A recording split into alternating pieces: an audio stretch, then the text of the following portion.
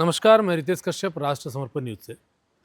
अभी हम लोग आए हुए हैं राधा गोविंद यूनिवर्सिटी में। राधा गोविंद यूनिवर्सिटी में 7 दिनों का एक वर्ग लगा हुआ है।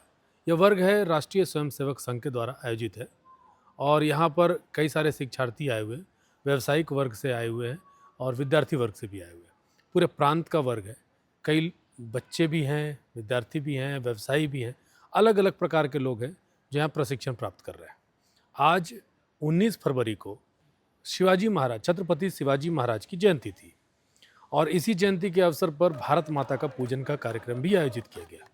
आप देख सकते हैं जैसे इस वीडियो में कि कैसे भारत माता का पूजन किया जा रहा है। उससे पहले दीप प्रज्वलन किया गया, भारत माता की आरती गाई गई और उसके बाद भारत माता की जय के नारे लगाए गए। इस वर्ग में प्रांत के सभी जगहों से, सभी जिलों से, अलग अलग जगहों से लोग आए हुए हैं और यहाँ पर एक साथ रह रहे हैं, अलग अलग प्रकार के प्रशिक्षण प्राप्त कर रहे हैं। ये दंड प्रशिक्षण, जिसे आप आम भाषा में लाठी प्रशिक्षण की बात कर सकते हैं। आत्मरक्षा के लिए अलग अलग प्रकार से उनको नियुद्ध यानी जिसे कराटे के नाम से जानते हैं, उसका प्रशिक्षण दिया जा रहा है। दूसरे तरीके से अगर आप बात करें तो स्वास्थ्य के लेकर के उन्हें भी जागरूक की जा रही है, जैसे उन्हें हर प्रकार का व्यायाम वगैरह भी सिखाया जाता है।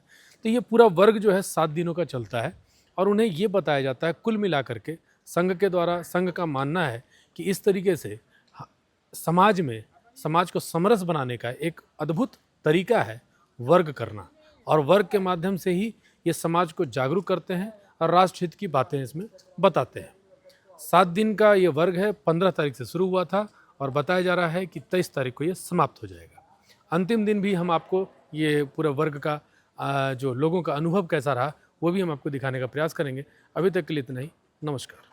क्या है कि हम जिस पुण्य धरा, जिस पुण्य भूमि में जन्म लिए भारत, वो कई वर्ष प्राचीन है। इतनी प्राचीन कि जितने भी देवता हुए, चाहे वो विष्णु के अवतार हो, चाहे शिव के अवतार हो, उन्होंने इस पुण्य भूमि में जन्म लेने के लिए ललायित है। कहते हैं कि विष्णु का जो अवतार है, कल जो अवतार होगा, कल्कि का अवतार हो, तो वो भी इस पुण्य भूमि में होना है। तो जब हम सभी भगवान की पूजा करते हैं, कृष्ण की पूजा करते हैं, राम की पूजा करते हैं, परशुराम की पूजा करते हैं, तो जिस भूमि पे उन्होंने जन्म लिया वो पुण्य भूमि की पूजा कौन करेगा? तो उसको करने के लिए हम ललायित हैं और हम पूरे समाज, पूरे अखंड भारत के निर्माण के लिए लोगों को याद दिलाने के लिए कि जो हम खंड खंड हुए हैं वो हमारे यत्नों से, हमारे प्रयत्नों से ये अखंड होगा। इसके लिए हम भारत माता पूजन करते हैं। हम लोगों को वो स्मरण दिलाना चाहते हैं, अपनी शक्तियों को, अपने जो अक्षुण्ण रहना, जिसको अक्षुण्ण रखना है, उसके लिए हम लोग भारत माता पूजन करते हैं। आज भारत माता पूजन के साथ आज पूरे जो हिंदू साम्राज्य की स्थापना की है वो छत्रपति शिवाजी महाराज की भी जयंती है। तो उनका एक प्रसंग सामने आता है कि हम जब छत्रपति शिवाजी का वर्णन करते हैं तो हमको लगता है कि वो उनका विशाल रूप होगा, लेकिन हमको पता है कि उनका हाइट कैसा था, तो बहुत छोटा सा, काले थे वो, है ना, सांवला श्याम रंग था उनका।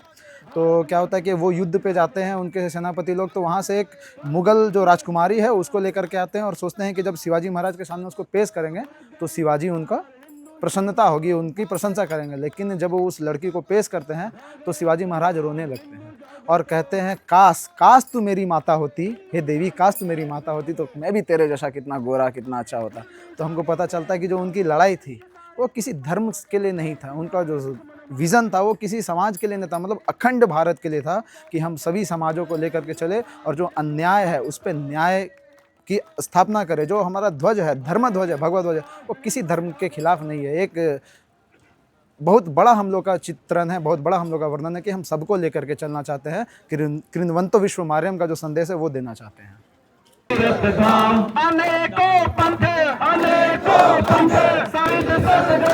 सगुन साकार, भाग्य विधाता की आरती, भाग्य विधाता की आरती। मातरम, मातरम, जय शिवाजी, जय भवानी, जय शिवाजी।